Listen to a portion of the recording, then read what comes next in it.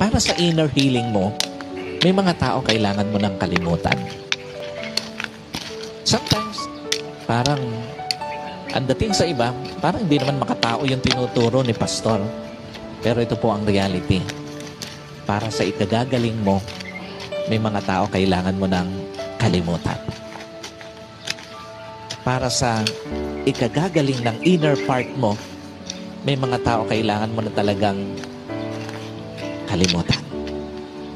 Sa ikagagaling ng kalooban mo, sa ikagagaling ng puso mo, sa ikagagaling ng journey mo, may mga tao kailangan mo ng kalimutan.